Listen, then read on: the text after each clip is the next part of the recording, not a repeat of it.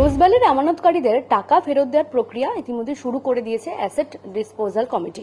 আমাদের সঙ্গে এই মুহূর্তে রয়েছেন এডিসির chairperson ex justice Dilip Kumar Seth, তার সঙ্গে কথা বলবো। স্যার, আমি প্রথমে যেটা জানবো যে এখনো পর্যন্ত কতজন আমানতকারীদেরকে টাকা ফেরত দেওয়া সম্ভব হয়েছে এবং এই যে গোটা প্রসেসটা কিভাবে এগোচ্ছেন আপনারা?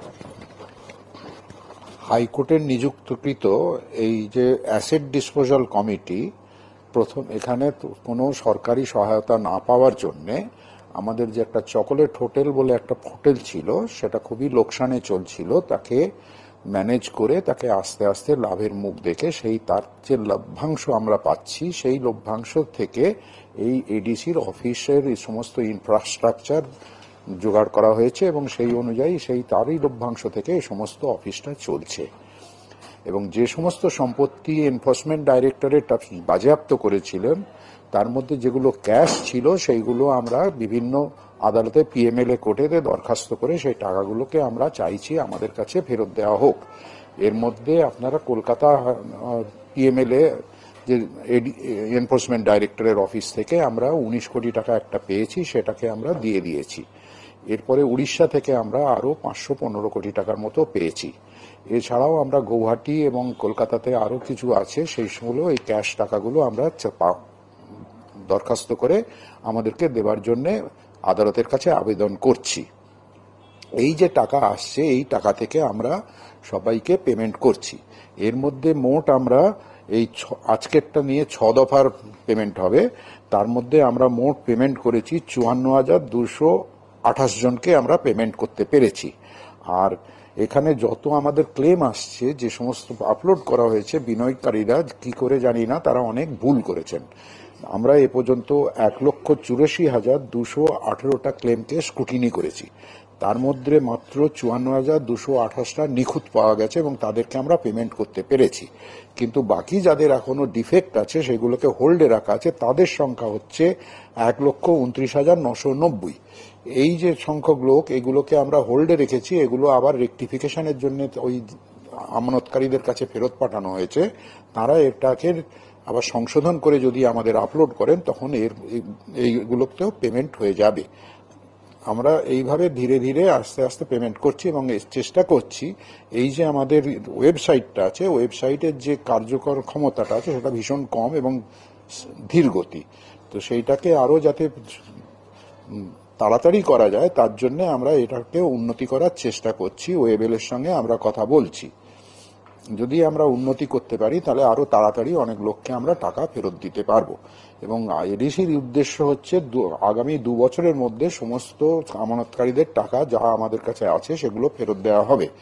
আর যে সমস্ত সম্পত্তি যেগুলো ক্যাশ নয়, যেগুলো আপনার মুভেবল বা ইমুভেবল যে সমস্ত সম্পত্তি আছে, স্থাবর অস্থাবর যা আছে, সেইগুলোকে আমরা হাইকোর্টের ভ্যালুয়ার দিয়ে ভ্যালুয়েশন করাচ্ছি। করার পর সেটাকে সেবির মাধ্যমে বা এমএসটিসির মাধ্যমে সেগুলোকে ই অকশন করা হবে। সেই ই অকশন করে যে টাকা পাওয়া যাবে সেগুলো আমরা আমানতকারীদের ফেরত দেব। আমাদের সেই প্রক্রিয়া চলছে। খুব শীঘ্রই আমাদের কয়েকটা সম্পত্তি বিক্রি হয়েছে, আর বাকি আরো অনেক সম্পত্তি বিক্রি করার জন্য খুব শীঘ্রই আমাদের নোটিশ জারি করা হবে ই অকশনের, যে যারা কিনতে চায় তারা তাদের বিড সাবমিট করবে। বলেন যে 6 ফেজে এটা চলছে টাকা ফেরত দেওয়ার যে প্রক্রিয়া, সেক্ষেত্রে বিনিয়োগকারী যারা রয়েছেন অনেকগুলো অ্যাপ্লিকেশনই দেখা যাচ্ছে যে ভুল ধরা পড়ছে, যেখানে বেশিরভাগই হয়তো অ্যাপ্লিকেশন বাতিল হয়ে যাচ্ছে। তো সেখান থেকে একটু যদি আবার রিস্ক্রুটিনাইজ করা হবে বা আবার রিঅ্যাপ্লাই করার করতে হচ্ছে, পাঠানো হচ্ছে, তারা সংশোধন করে আবার যখন ওয়েবসাইটে আপলোড করে দেবেন তখন সেগুলোকে আবার পেমেন্ট হবে। তো সেক্ষেত্রে ঠিক পদ্ধতিটা কি রয়েছে, যারা বিনিয়োগকারী রয়েছেন তারা কিভাবে অ্যাপ্লিকেশন করবে? সবটাই ওয়েবসাইটে আপনার অনলাইনে হবে, কাউকে কোথাও আসতে হবে না।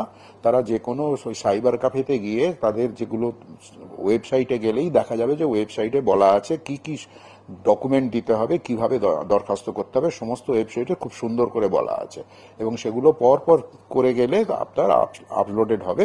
কিন্তু সেখানে একটু ধৈর্য ধরে দেখে নিখুঁতভাবে করতে হবে। যেমন কোথাও কোথাও আছে ব্যাংক অ্যাকাউন্টের একটা সংখ্যায় ভুল আছে, কোথাও নামের বানানে একটু ভুল আছে, এরকম সব ছোট্ট ছোট্ট ভুলের জন্য আমাদের এগুলো আটকে যাচ্ছে। এখন পর্যন্ত আমরা 10,200 টাকা পর্যন্ত পেমেন্ট করছি, তার বেশি পেমেন্ট এখন করতে পারছি না যেহেতু আমাদের কাছে অত টাকা নেই।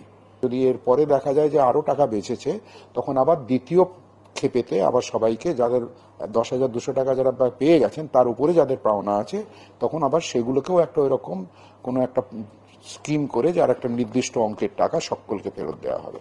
এখন একটাই কথা যে যারা এখনো দরখাস্ত করেননি তাদেরকে বলা হচ্ছে তারা যেন দরখাস্ত করে দেন, কেননা আর কিছুদিন পরেই আমরা হয়তো একটা কাট অফ ডেট দিয়ে দেবো যে এরপরে আর দরখাস্ত করা যাবে না। সেই জন্য আগামী 3 মাসের মধ্যে সবাইকে দরখাস্ত করা উচিত এবং করার সময় খুব নিখুঁতভাবে